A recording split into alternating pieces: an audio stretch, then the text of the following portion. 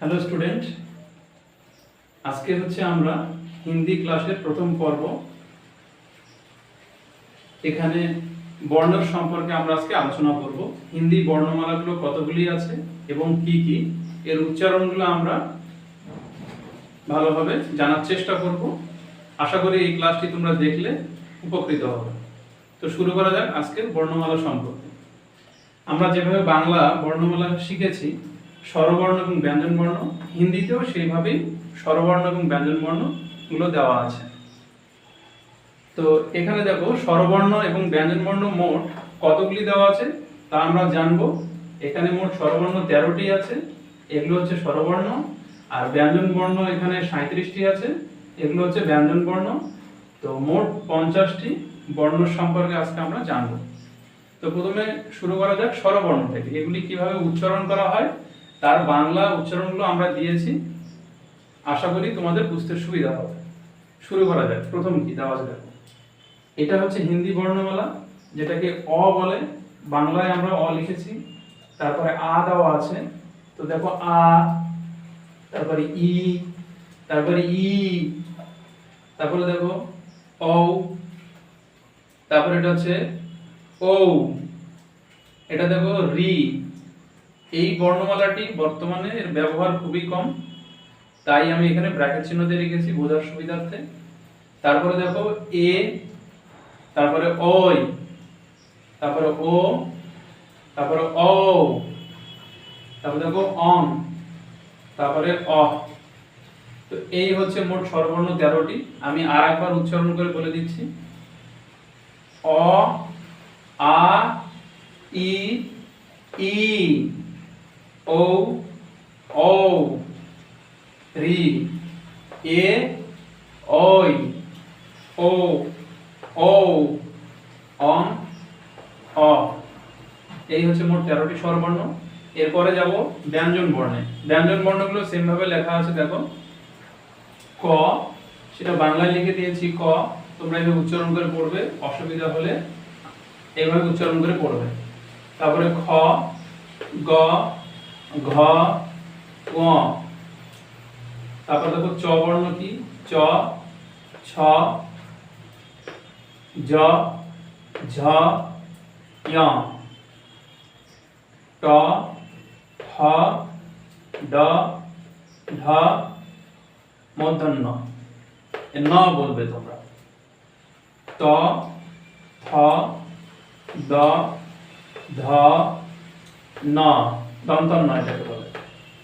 এবারে দেখো প বর্ণ কি আছে দেখো। প, ফ, ব, ভ, ম। এরপরে দেখো জ, র, ল, ব। তারপরে দেখো তালব্য এটাকে বলে বাংলায়। তো স, মূর্ধন্য স বলে, এটাকে স বলবে। দন্ত স বলে, এটাও স, এটা হ। এরপরে কিছু যুক্ত বর্ণ আছে দেখো, এখানে 4টে যুক্ত বর্ণ দেওয়া আছে। এখানে দেখো 4টি যুক্ত বর্ণ দেওয়া আছে, অর্থাৎ হ এর পরে কি হবে, খ, যুক্ত খ যেটা বলে খ। এর উচ্চারণ হচ্ছে ত্র, ত্র। উচ্চারণ হচ্ছে ত্র, মানে এর মতো দেব এবং মাত্রা দেব, এটাকে ত্র বলছে। এটা হচ্ছে গ, যেমন আমরা বলি জ্ঞান, যজ্ঞ, তার স্পেলিংটা যেমন হয় তো ওইভাবে দেওয়া আছে গ। আর এটা হচ্ছে শ্র, যেমন শ্রাবণ মাস, তো শ্র, এটা উচ্চারণ হচ্ছে শ্র। তো এই হচ্ছে হিন্দি স্বরবর্ণ এবং ব্যঞ্জন বর্ণমালা গুলো এখানে দেওয়া আছে। এর উচ্চারণগুলো আর একবার আমি বলে দিচ্ছি প্রথম থেকে। এখান থেকে বলে দিচ্ছি, প্রথমে স্বরবর্ণ থেকে বলে দিচ্ছি দেখো। অ, আ, ই, ওই,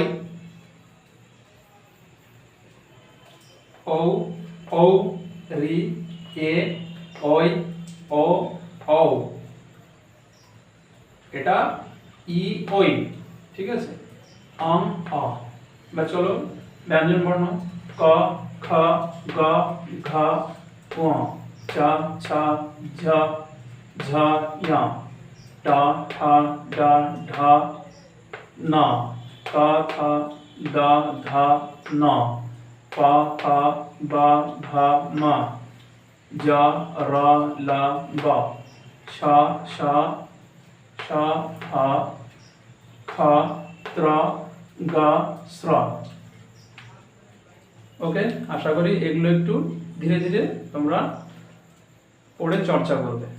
এবার কিছু মাত্রা সম্পর্কে জেনে নেব। প্রথমে এখানে আমি একটি বর্ণ দিয়ে বুঝিয়ে দিয়েছি, এইটুকু ভালো করে বুঝতে পারলে বাকি বর্ণগুলো তোমরা মিলিয়ে মিলিয়ে পড়ার চেষ্টা করবে। দেখো হিন্দিতে মাত্রাগুলো কি কি আছে দেখো, এটাকে আকার মাত্রা বলে। তো হিন্দিতে লিখেছি দেখো কয় আকারের কা, পাশে লেখা আছে দেখো বাংলা কয় আকারে কা। তারপর দেখো এটা কি হ্রস্বইকার, তো এটা হিন্দিতে হ্রস্বইকার এইভাবে লেখে, এটাকে কি। এটা হচ্ছে দীর্ঘিকার, তো কায় দীর্ঘিকারে কি হিন্দিতে লেখা আছে, বাংলা লিখেছি কি।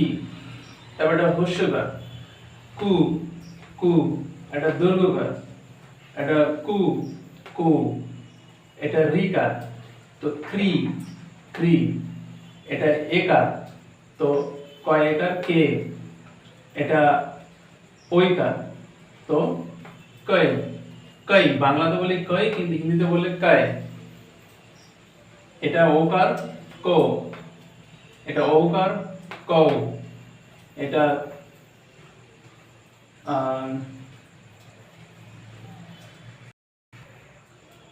এটা হচ্ছে অনেশ্বর, যেটাকে বলে কং, আর এটাকে বলে বিসর্গ, যেটাকে বলে ক ক। তো আরেকবার আমি বলে দিচ্ছি মাত্রাগুলো। এগুলো হচ্ছে হিন্দি মাত্রা, এটা হিন্দিতে লেখা আছে, তা বাংলায় আবার লিখে দেওয়া হয়েছে।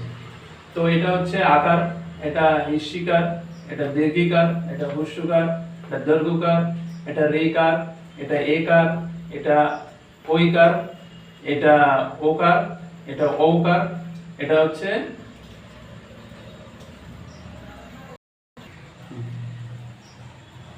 অনেশ্বর, এটা হচ্ছে বিসর্গ।